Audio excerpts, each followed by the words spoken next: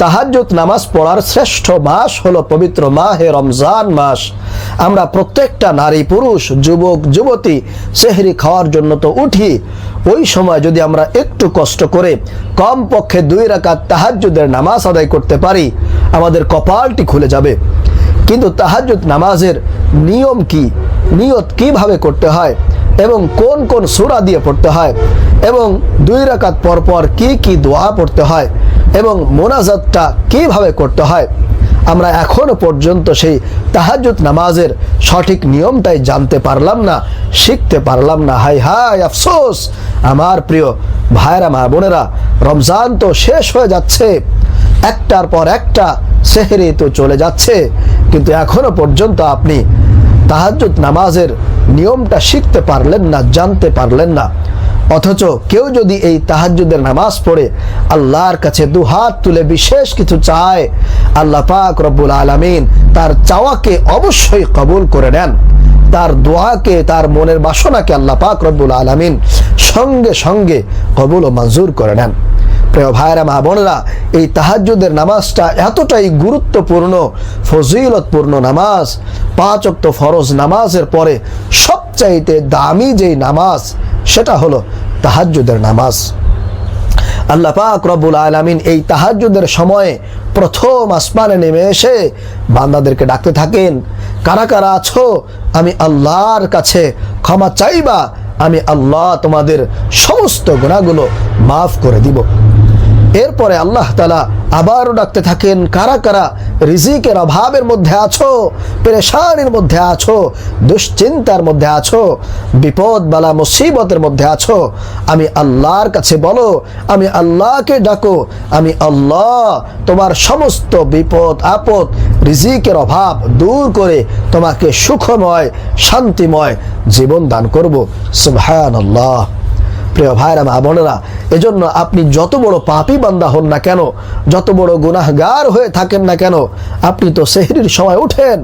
ওই সময় যদি একটু কষ্ট করে 2 রাকাত তাহাজ্জুদের নামাজ পড়ে আমার আল্লাহকে ডাক দিয়ে যদি আপনি বলতে পারেন, আপনার সমস্যার কথাটা যদি আল্লাহর কাছে তুলে ধরতে পারেন, আল্লাহকে ডাকতে পারেন, অবশ্যই আল্লাহ আপনার গোটা জিন্দেগির গুনাহগুলো মাফ করে দিবেন, আপনার মনের আশাকে পূরণ করে দিবেন, আপনার অভাব অনটন থাকলে দূর করে আল্লাহ তাআলা আপনাকে সচ্ছলতার জিন্দেগি দান করবেন ইনশাআল্লাহ তাআলা। বিশেষ করে আমার মহিলা মা বোনদেরকে বলবো, আপনাদেরকে তো সেহরির সময় উঠতে হয় এবং অনেক আগেই আপনাদেরকে উঠতে হয়, যেহেতু আপনাদেরকে সাহারি প্রস্তুত করতে হয়, রান্না বান্না করতে হয়। এজন্য আপনারা যদি ওই সময় একটু কষ্ট করে 2 রাকাত নামাজ পড়তে পারেন, আপনাদের কপালটি খুলে যাবে ইনশাআল্লাহ। আপনার সমস্ত চাওয়া, আপনার পরিবার সংসারে আল্লাহ তাআলা গায়বী রিজিক দান করবেন, রহমত দিবেন, বরকত দিবেন। আপনি দেখবেন সব কিছুতে আল্লাহ তাআলা ভরপুর বারাকা দান করেছেন ইনশাআল্লাহ। প্রিয় ভাইরা মা বোনেরা, আর কাল বিলম্ব না করে চলুন আমরা সেই তাহাজ্জুদ নামাজের সঠিক নিয়মটা সম্পর্কে জেনে নেই। এই তাহাজ্জুদের নামাজটা হলো সুন্নত, আবার অনেকেই এটাকে নফলও বলেছেন। আল্লাহর নবী সাল্লাল্লাহু আলাইহি ওয়াসাল্লামের উপরে 5 ওয়াক্ত নামাজ ফরজ হওয়ার অনেক আগ থেকেই তিনি কিন্তু এই তাহাজ্জুদের নামাজটা পড়েছেন এবং কখনো তিনি এই তাহাজ্জুদের নামাজটা ছাড়েন নাই। সুবহানাল্লাহ। এজন্যই তো এটা অত্যন্ত দামি, গুরুত্বপূর্ণ, ফজিলতপূর্ণ একটা নামাজ। প্রিয় ভাইরা মা বোনেরা, এই নামাজটা আদায় করার জন্য আপনি সর্বপ্রথম ওযু করে পবিত্রতা অর্জন করে নেবেন। এরপরে যায় নামাজের মধ্যে দাঁড়িয়ে যাবেন, তারপরে আপনি মনে মনে নিয়তটা করে নেবেন যে আমি কিবলামুখী হয়ে 2 রাকাত তাহাজ্জুদের নফল নামাজ আদায় করছি, আল্লাহু আকবার। এইভাবে করে আপনি নিয়তটা করে নেবেন।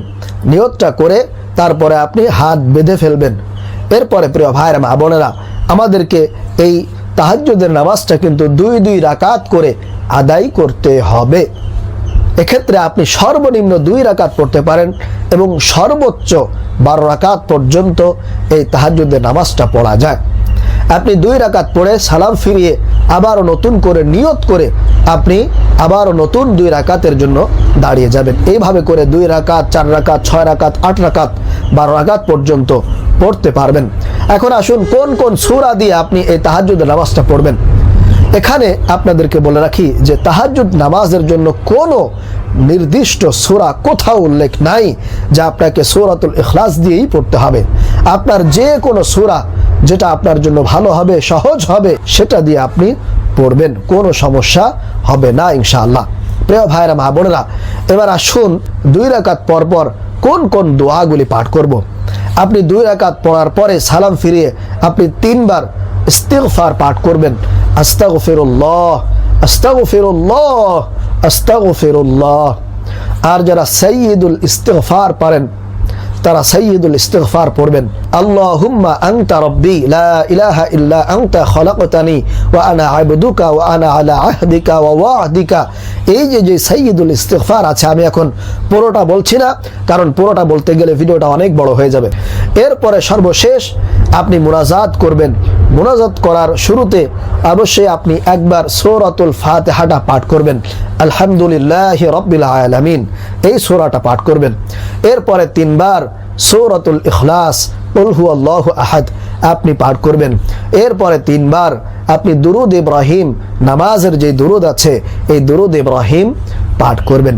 এরপরে আপনি চোখের পানি ছেড়ে দিয়ে আল্লাহর কাছে কান্নাকাটি করবেন, অনুনয় বিনয় করে।